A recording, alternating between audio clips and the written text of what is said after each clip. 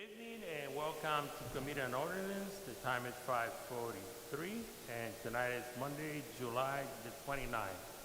Madam Clerk, roll call, please. Chairman Espinal, Present. Vice Chairwoman Peterson, Present. Councilwoman Harris, Councilman Vargas, Councilor Royas. Present. You have 5 present, you have a quorum. Thank you. Madam Clerk, item number 1, please. Item number 1 is an ordinance amending Chapter 13 Housing of the Providence Code of Ordinances to add Article 9 Multi-Unit Dwellings. Thank you. Do we have anybody speaking on item number 1?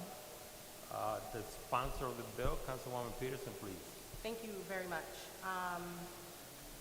Bear with me while I gather my findings on this particular one. This ordinance change or add-on, I would call it, is specifically asking that our larger property owners carrying 6 or more dwellings be able to provide name and phone number of a local person to be able to address issues that perhaps might take on a little bit longer. This all came about, and I should preface this that I've done a lot of research and sought out a lot of information. We did receive a lot of opposition on this particular thing, and I'd like to make sure that I address certain things that were brought up in the oppositions. This is simply name and contact information of a local person, and if not complied to, would require a fine that is at the discretion of DIS, up to $500 per day. That's not necessarily exactly what DIS would deem correct. That is up to their discretion. One of the things that I think this does is it allows us to be able to have a better partnership with our larger developers as we continue to navigate what our spaces and our neighborhoods look like. Oftentimes, the process for DIS takes starts on a good day, would take 30 days for something as simple as a code violation for overgrown grass, where something like this could actually allow us to have better communication with somebody that is local that can address the needs of the constituents surrounding them. It allows us to, have, as I mentioned, a better partnership, but also collaboration, and it allows us to be able to afford our constituents a better way to address their concerns as they see them at their local level and they're looking at them daily. Oftentimes, because so many of our properties, these larger properties or entities are deemed with or registered with LLCs, we don't have that direct information available to us, when I do believe that creating an open and honest approach for collaboration would be much easier. It allows this a chance, and it allows us a chance to try and avoid a potential situation where there's a code enforcement violation and the clock starts ticking for fines and fees, and it really just enhances the approach of us being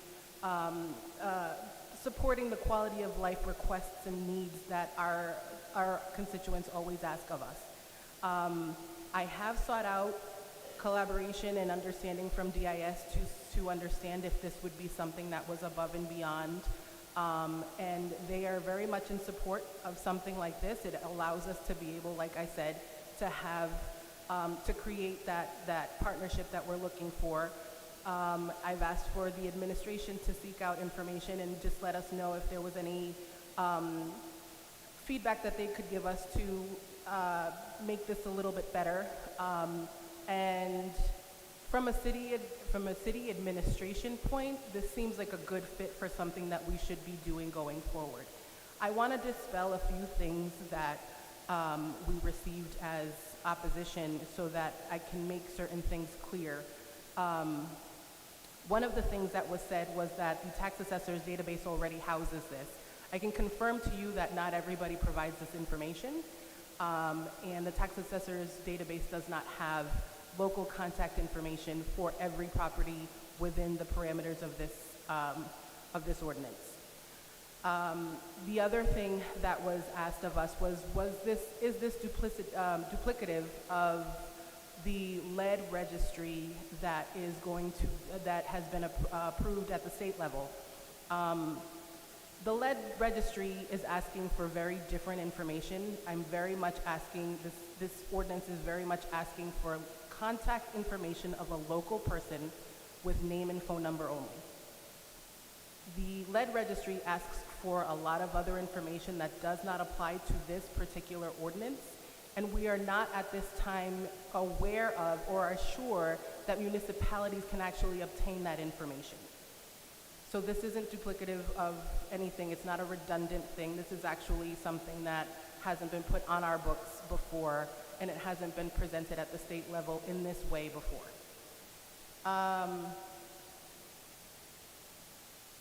I want to make sure that anybody that has questions, I'm available here, but I do want to put forward that I think this is a good opportunity for us to do some great information, do some great things with the city, and also have a good camaraderie between our newer developments that are starting, our local developers that are already here, and being able to help and support our constituents and their tenants and the landlords here as well, I think is a good step forward for all of us. Thank you. Thank you, Councilor Peterson. City Sergeant, do we have anybody that signed up to speak on item number 1?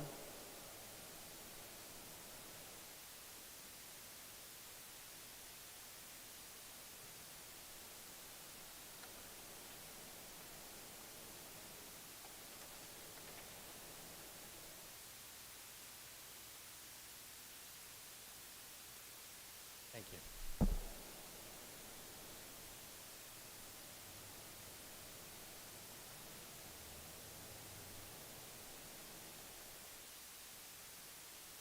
I have Stephen Lewiston.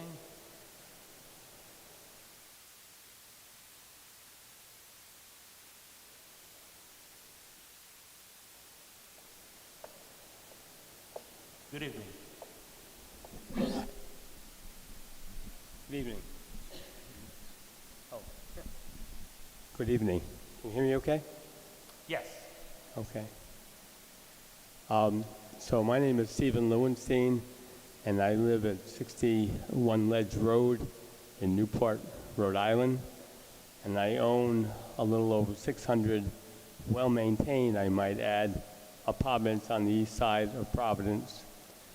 I'm in opposition to the proposed ordinance for the following reasons. It is virtually a duplication of the statewide registry statute, Rhode Island Statute 34-18-58, enacted last year, which basically has requires the same information as this ordinance is requiring. So I say, why not wait and see if this available information does the trick for what you feel you need to get what you want to get accomplished. Furthermore, why add unnecessary administrative expense to the building department, because they are going to probably have to hire people to gather the information, monitor it, and administrate it, when you may not have to do that. And I'm sure it's not in the mayor's existing budget. There are also, I think, some legal issues here. I believe the ordinance is probably unconstitutional and would be overturned in a court of law for the following reasons. I think confiscatory $500 a day fines for not registering, with the money going to support low-income housing, is not legal in my opinion. In addition, making public record of owners' addresses and phone numbers and subjecting them to possible harassment from tenants or others, as opposed to getting access to the property managers information and contact numbers, to me makes no sense.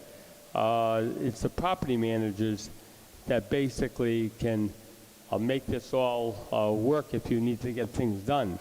It's not the owners, it's the property managers who are running the properties that should be contacted by you, and it's their information that you should have as opposed to information of owners and that really are not involved in the day-to-day management of the properties. That's pretty much all I have to say. Thank you. Thank you so much, Stephen.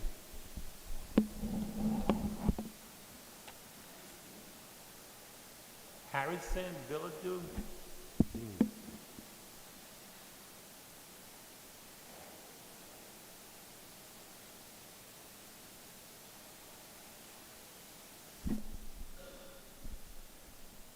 Thank you for holding this meeting. Before I make my very brief statement, I want to call your attention to an article, to a letter in your packet from the Providence Apartment Association. This would be presented by Greg Weiss tonight. However, he is with his family attending to his dying grandmother, but I wanted to mention his name. I believe this ordinance is a duplication of the state registry that is already in existence. You've just heard 34-1858. In other words, it is redundant as it already exists. It is an injudicious ordinance in that it lacks judicial review or clear guidelines, which is mentioned in your packet by approximately 40 to 50 people who wrote in opposition. Finally, it has already been passed. I mean, it is a punitive ordinance.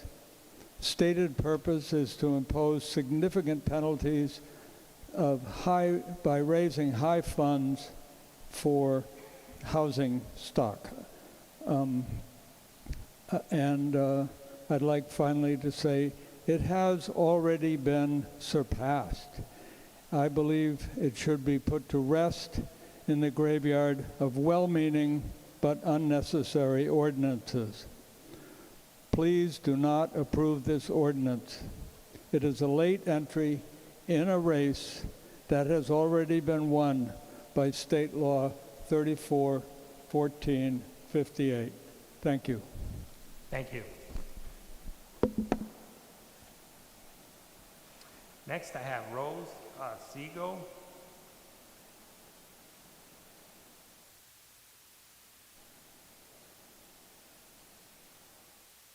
Hello, committee members. Thank you for hearing our testimony and our thoughts this evening. I would like to object to this ordinance for several reasons. In addition to what everyone has mentioned, that it already duplicates the required state registry in order for the city to then institute an ordinance like this in a city that has stupendous bills and gives tax credits to billionaires. You would have to hire somebody and spend money in order to administer a completely duplicated registry.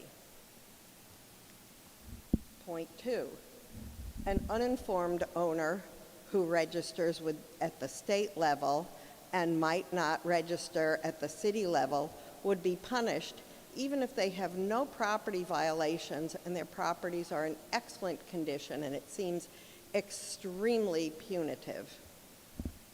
Point number 3, rents are already really, really high in this city. It is an issue. 6-unit properties are taxed at a significantly higher rate. My house, it's a 2-family.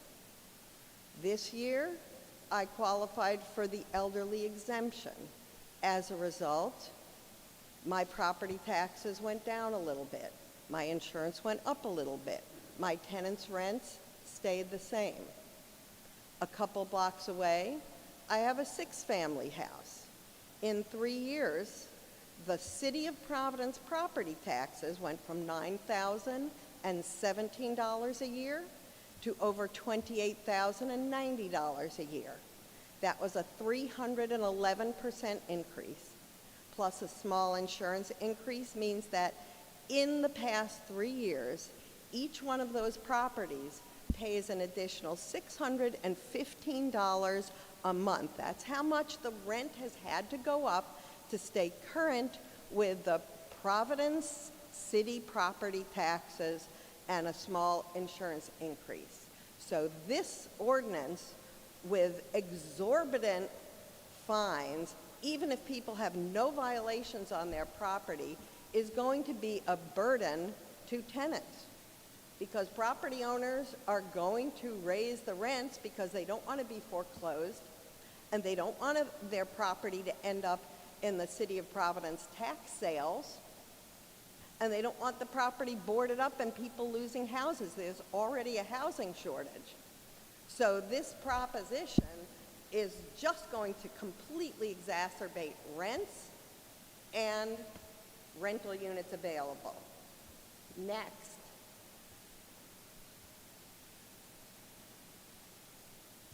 I want to say something, well, I'll warn you right before I get to it, but this particular ordinance says in section 13-65B, registration shall consist of the following information. 1, property owner's address, which shall not be a P.O. box. This past legislative season, I have been at the State House to testify against some egregious proposed legislation. As a result, I and some of my colleagues have been targeted by nonprofits.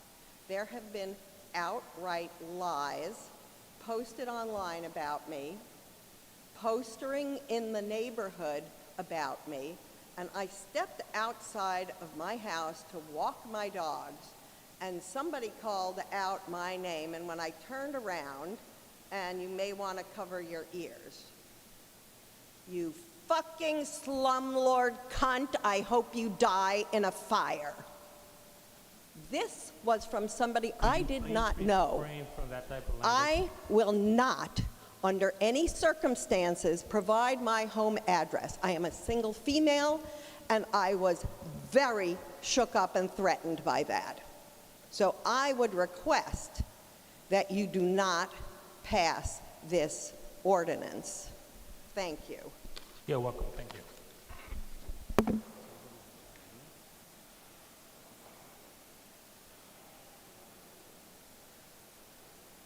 Next is Jamil, 243 Broadway. Or Janice.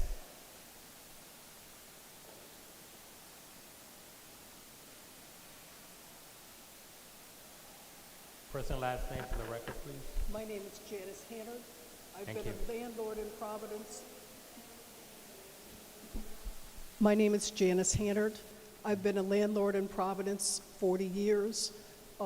I would like to request that you not pass this well-meaning but duplicative ordinance. I think the previous speakers have spoken about the state registry that's going to be effective October 1st. As you know, the tax bills go to the property owners, and the city's never had trouble tracking me down when necessary. My tenants all have my cell phone. However, as a female, I also don't want my information out in the general public. My other question is, how much is it going to cost the city of Providence to try to administer this duplicative ordinance? I figure it would take at least 2 persons at a salary of roughly $50,000 plus each. We already pay extremely high taxes. As landlords, we try to do everything we possibly can to keep our rents down. Of course, real estate taxes have been going up. They have to.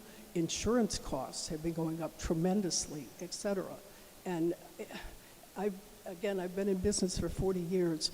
I would like to see the administrative requirements reduced, not increased. I also feel that $500 a day for a paper requirement, it goes well beyond what would be reasonable. So again, I'd like to ask you not to pass this ordinance. I think it duplicates what's already out there. Thank you for your consideration. Thank you for your testimony.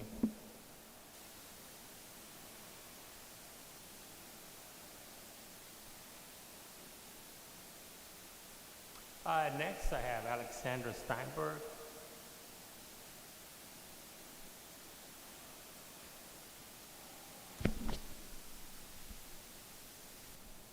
Hello, thank Good you, evening. Chair. Good evening. My name is Alexandra Steinberg, and thank you, Chair Espinal and members of the committee for the opportunity to speak before you today.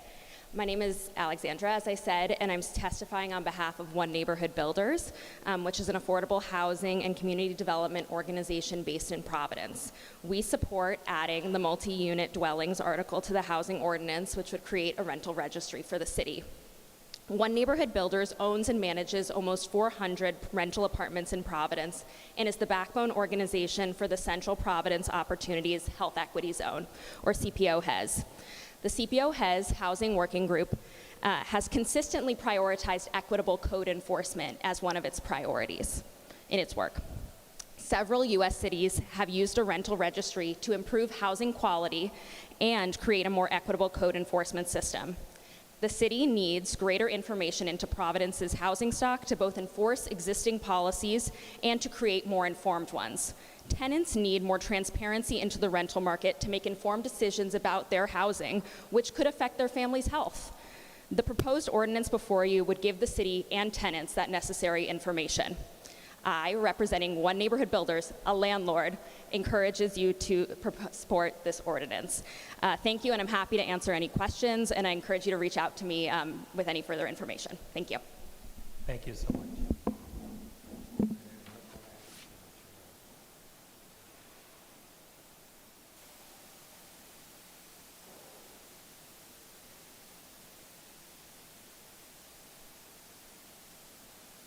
Okay, and I have a signature here, which I cannot understand, but the address is 162 Rushmore, I believe.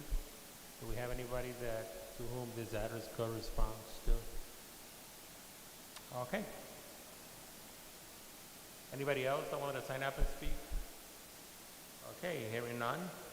Any questions from committee members on this item number 1? Hearing none. I thank you so much for your participation.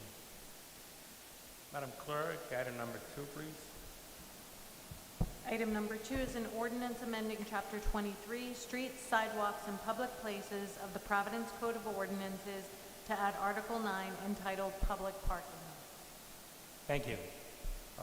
Councilman Vargas, I know that's your ordinance. You want to tell us what that's all about? Thank you very much, Chair. This is an ordinance that I've been working for the last 3 years. So we are having a little game back and forth, but we think we have a solution tonight. And we're going to see if we have any public hearings on it. If not, so we're going to work it out with them. All right. Thank you. So, City Sergeant, do we have anybody that signed up to speak on item number 2?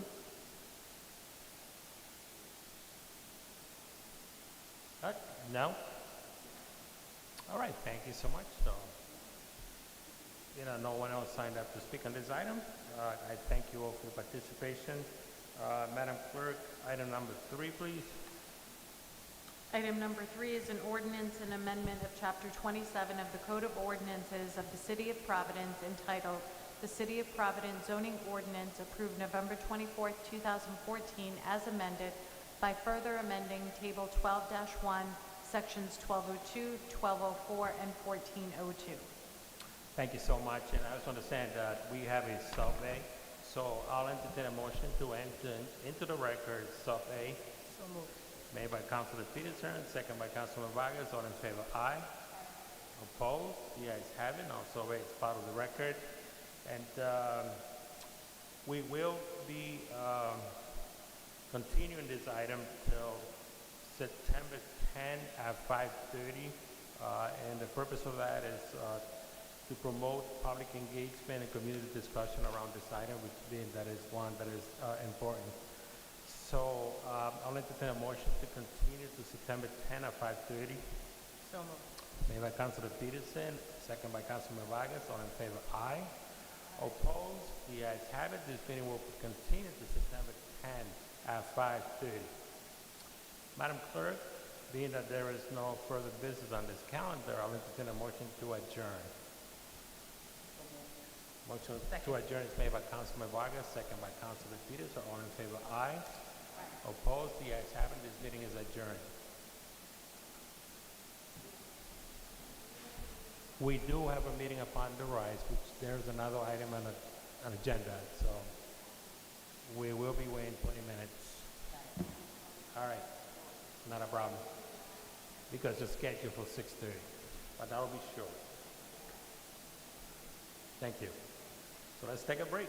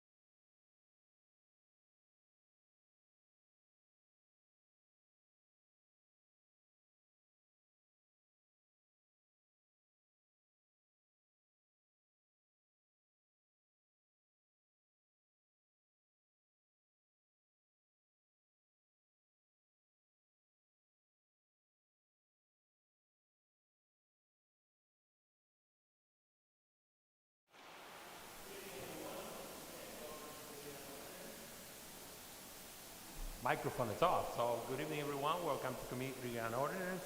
It is June 29. The time is 6:30. Roll call, please, Madam Clerk. Chairman Espinal, Present. Vice Chairwoman Peterson. Present. Councilwoman Harris. Present. Councilman Vargas. Councilor Royas. Present. You have 5 present, you have a quorum. Thank you. Madam Clerk, item number 1, please.